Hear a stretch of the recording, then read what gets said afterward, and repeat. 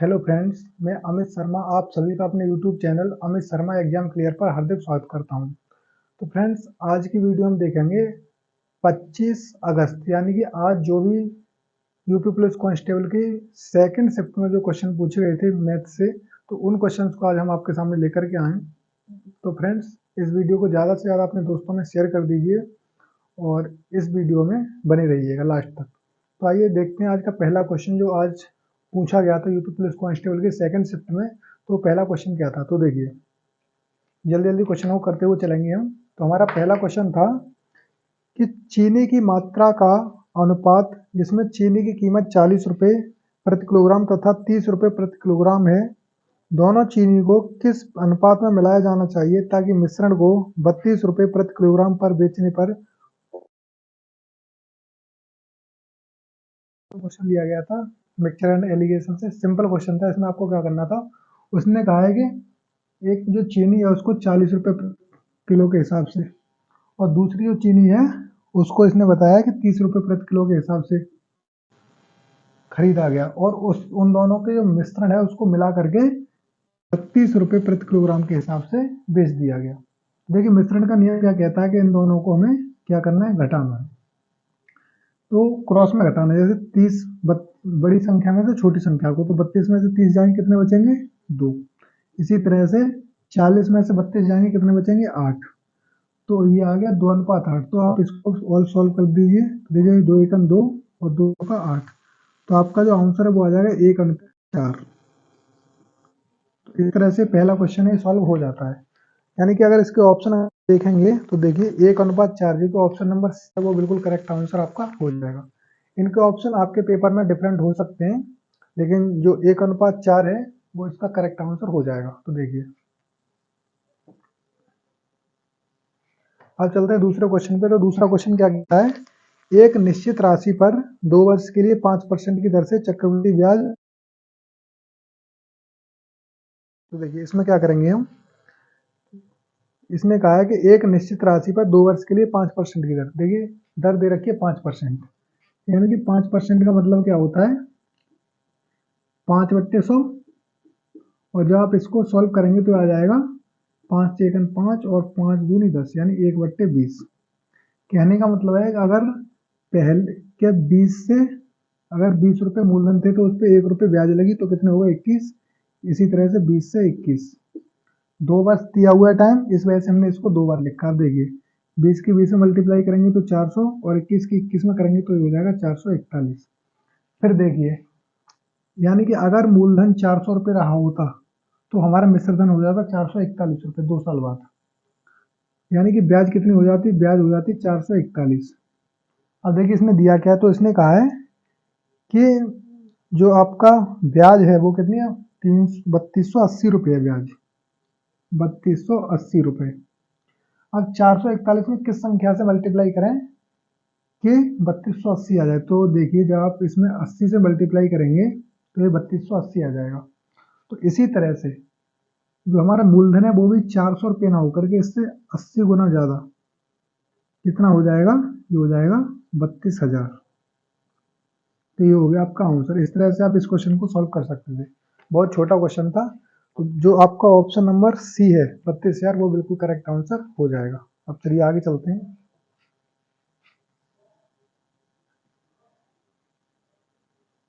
देखिए अगला क्वेश्चन क्या कहता है हमारा, तो अगला क्वेश्चन है 3 कारों की गति का अनुपात 3:4:6 है। इन कारों द्वारा समान दूरी तय करने में लगने वाले समय का अनुपात क्या है। देखिए ये बिल्कुल सिंपल क्वेश्चन है, आपको कुछ नहीं करना था इसमें। देखिए इसने दे रखा है कि 3, 4 और 6। देखिए यहाँ पे आप डाल लीजिए ए बी और सी, यानी 3, 4, 6 इस तरह से इसने दे रखा है। आपको क्या करना है, ए में ए वाले नंबर को छोड़ के बी सी को लिख लेना है। तो देखिए 4 × 6। इसी तरह से अब बी को जब लिखेंगे तो बी को छोड़ करके इन दोनों को लिख लेना है। तो देखिए 3 × 6। और इसी तरह से जब हम सी को लिखेंगे तो सी वाले को छोड़ के बाकी दोनों को लिख देंगे, यानी कि 3 × 4। अब इनकी मल्टीप्लाई कर लीजिए तो देखिए 4 × 6 = 24, 3 × 6 = 18 और 3 × 4 = 12।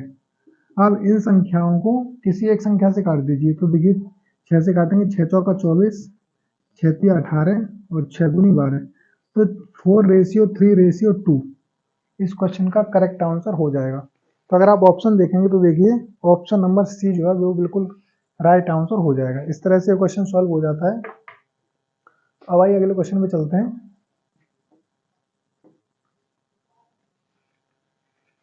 तो देखिए चौथा क्वेश्चन हमारा क्या कहता है। तो चौथा क्वेश्चन है, यदि 6 छात्रों का औसत भार 50 किलोग्राम है, 2 छात्रों का औसत भार 55 किलोग्राम है और 2 छात्रों का औसत भार 55 किलोग्राम है, तो सभी छात्रों का औसत भार क्या देगी। पहले दे रखा है 6 छात्रों का औसत भार 50 किलोग्राम है, तो देखिए 6 छात्रों का औसत भार कितना है, 50 किलोग्राम। फिर दे रखा है कि 2 छात्रों का औसत भार 55 किलोग्राम है।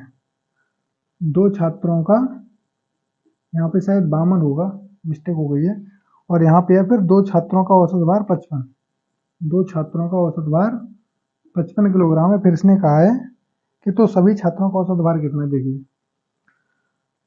यहाँ से जब आप करेंगे इसको तो 50 सिक्के कितना होता है, 300। इसी तरह से इसमें करेंगे तो देखिए 2 दूनी 4 और 2 पंजे 10। इसी तरह से इसमें करेंगे तो 55 दूनी होता है 110। इसने कहा है कि देखिए टोटल पहले 6 थे, फिर 2 थे और फिर 2 थे, इनका जो औसत है उसने अलग अलग दिया है। तो इसने पूछा टोटल का औसत कितना होगा, तो इन सबको पहले जोड़ लीजिए। देखिए 4 और 1, 3 और 1 4 और 1 5, और ये कितने 6 और 2 8 और 2 10, यानी 514 में 10 से भाग दीजिए तो इसका कितना आ जाएगा, 5 1.4, यानी कि 51.4।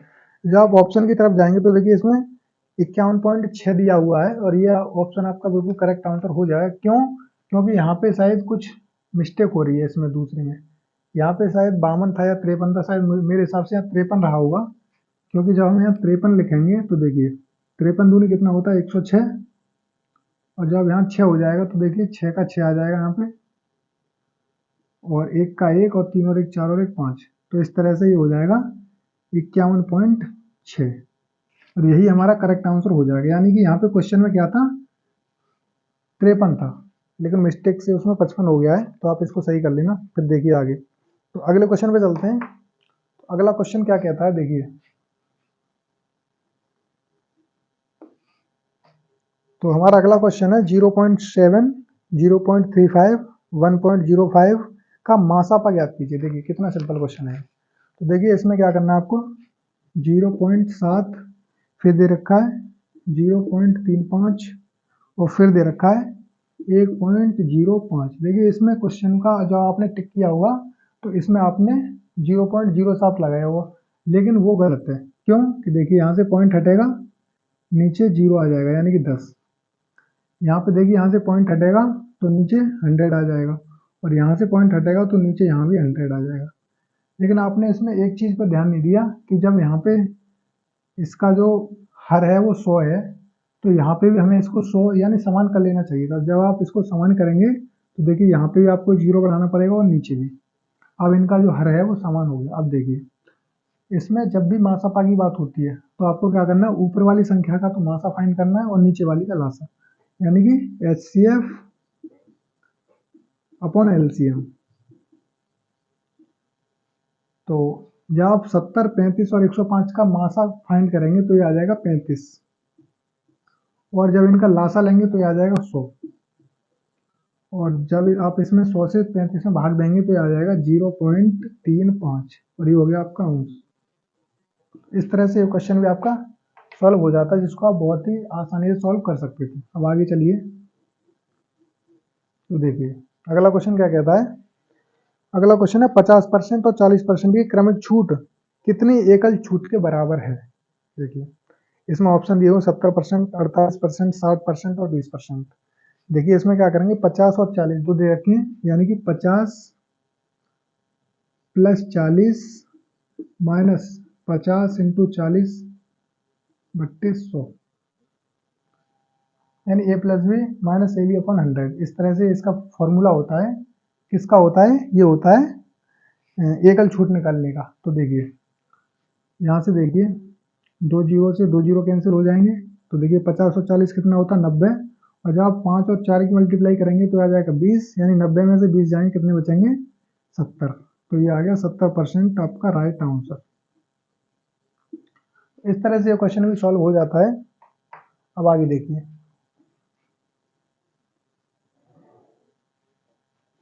तो अगला क्वेश्चन हमारा कहता है 39 व्यक्ति प्रतिदिन 10 घंटे काम करके 12 दिनों में एक सुरंग की मरम्मत कर सकते हैं। तो 30 व्यक्ति प्रतिदिन 6 घंटे कार्य करके कार्य को कितने दिनों में पूरा करेंगे। देखिए टाइम एंड वर्क से क्वेश्चन आया है और बहुत ही सिंपल क्वेश्चन है। देखिए इसको आपको कैसे करना है, 39 व्यक्ति, इसने कहा है 39 व्यक्ति किसी काम को 10 घंटे करके 12 दिनों में, 10 घंटे करके 12 दिनों में, यानी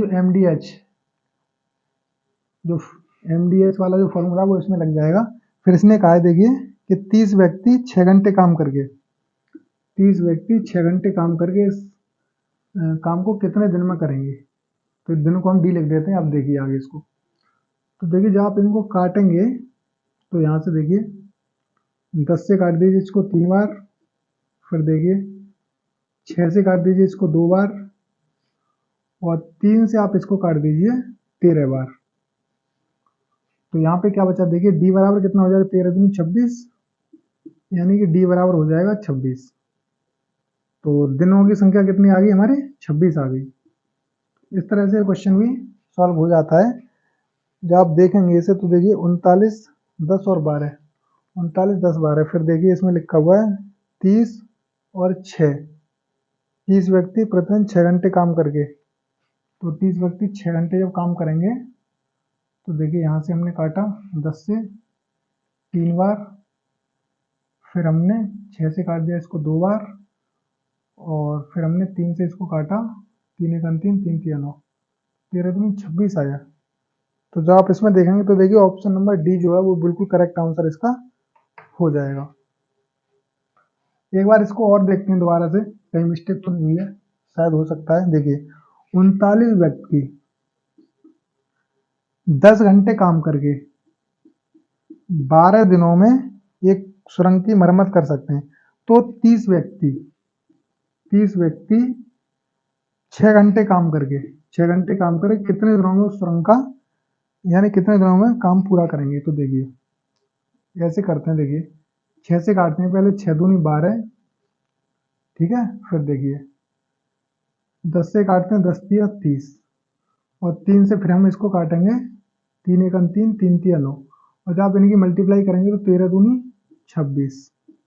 तो इस तरह से 26 दिन आपका आंसर हो जाएगा। इस तरह से इस क्वेश्चन का जो राइट आंसर है वो हो जाएगा डी, यानी 26 दिन। अब देखिए आगे चलते हैं, तो हमारा अगला क्वेश्चन क्या कहता है। अगला क्वेश्चन है 300 वस्तुओं का विक्रय मूल्य 500 वस्तुओं के क्रय मूल्य के बराबर है, तो हानि या लाभ कैसे ज्ञात कीजिए। 300 वस्तुओं का विक्रय मूल्य, 300 वस्तुओं का विक्रय मूल्य यानी कि एसपी 500 वस्तुओं के सीपी के बराबर है, ये इसने कहा है। तो इनका इसमें लाभ हानि प्रतिशत ज्ञात कीजिए। तो देखिए 2 जीरो से 2 जीरो कैंसिल हो जाएंगे, यानी कि 3 एसपी बराबर हो गया 5 सीपी, यानी सीपी हम इसको मान लेंगे और एसपी मान लेंगे इसे, यानी कि सीपी बराबर हो गया हमारा 3 और एसपी बराबर हो गया हमारा 5। देखिए अगर हमने कोई वस्तु 3 रुपये में खरीदी और 5 में बेच दी तो इससे हमें प्रॉफिट हो रहा है। तो प्रॉफिट कितने का हो रहा है, 2 का। तो देखिए 2 का प्रॉफिट हो रहा है, कितने पर हो रहा है, क्रय मूल्य 3 पर। तो देखिए 3 मल्टीप्लाई 100, तो जब आप इसको सॉल्व करेंगे तो आ जाएगा 200/3। इसको हम कितना कह सकते हैं, इसको हम कह सकते हैं 66 सही 2/3%। इस तरह से ये आपका बिल्कुल राइट आंसर हो जाएगा, यानी कि ऑप्शन नंबर ए इसका करेक्ट आंसर हो जाता है। अब आइए आगे चलते हैं। देखिए अगला क्वेश्चन क्या कहता है। अगला क्वेश्चन है हमारा 30 संख्याओं का औसत 1.2 है, इनमें से पहले 20 का औसत 1.1 है और अगले 9 का औसत 1 है, तो अंतिम संख्या क्या है। देखिए बहुत सिंपल क्वेश्चन है, 30 संख्याओं का औसत 1.2 है, यानी कि 30 संख्याओं का औसत 1.2 है। जब आप इसकी मल्टीप्लाई करेंगे तो देखिए 30 दूनी 60 होता है, हासिल 6, 30 से 30 और 6 36, और जब आप एक के बाद पॉइंट लाएंगे तो ये आ जाएगा 36 खाली, क्योंकि पॉइंट के बाद जीरो की कोई वैल्यू नहीं रहती। आगे देखिए फिर इसने कहा है पहले 20 का औसत 1.1, पहले जो 20 है उसका औसत है 1.1। तो जब आप इनकी मल्टीप्लाई करेंगे तो देखिए 20 सेकंड 20 हासिल 2, और 20 सेकंड 20 और 2 22, एक के बाद पॉइंट लाएंगे तो 22.0 यानी कि 22। आगे देखिए, अब आगे इसने दिया 9 का औसत 1 है, यानी कि 9 का औसत 1 है, तो ये हो जाएगा 9। अब इसने कहा है कि तो अंतिम संख्या क्या है। देखिए 20 और 9 होते हैं 29, 30 में से 29 का हमें पता लग गया, 22 और 9 कितना हो गया 31, 30 का कितना था 36, 30 का 36 था और 29 का 31 है, तो जो 30वां रह गया वो कितना हो जाएगा, तो 36 में से 31 किया, 36 में से जब 31 जाएंगे तो बचेंगे यहाँ पे 5, ये आपका हो गया आंसर। तो इसने क्या पूछा था, इसने पूछा था तो अंतिम संख्या क्या है, तो अंतिम संख्या क्या हो जाएगी 5। इस तरह से ये क्वेश्चन भी सॉल्व हो जाता है। भैया आगे चलते हैं। देखिए क्वेश्चन है, एक ट्रेन 79.2 किलोमीटर की गति से चल रही है, वह 7 सेकंड में एक खंबे को पार करती है, तो ट्रेन की लंबाई ज्ञात करो। देखिए 79.2 किलोमीटर, जब आप इसको मीटर प्रति सेकंड में बदलेंगे तो इसको 5/18 से आपको मल्टीप्लाई करना पड़ेगा, तभी आप इसको मीटर प्रति सेकंड में चेंज कर सकते हैं। यहाँ से जब आप पॉइंट हटाएंगे तो नीचे 0 आ जाएगा। तो इस तरह से आप इसको सॉल्व कर लिए, और उसने कहा है कि 7 सेकंड में खंबे को पार करते हैं, तो इसमें 7 से आप मल्टीप्लाई कर दीजिए। तो देखिए 5 एकन 5 और 5 दूनी 10। देखिए 18 से इसको काटते हैं, 18 एकन 18 और इसको देखिए 18 चौक 72, 7 बचा हो गया 72, 18 चौक 72। अब देखिए 2 से फिर इसको काटिए तो ये 22 बार कट जाएगा। अब जब 7 गुणा 22 में करेंगे तो देखिए 7 दूनी 14 और 7 दूनी 14 और 1 15, यानी 154 मीटर इसका राइट आंसर हो जाएगा। इस तरह से क्वेश्चन भी सॉल्व हो जाता है। तो देखिए अब भाई अगले क्वेश्चन पे चलते हैं।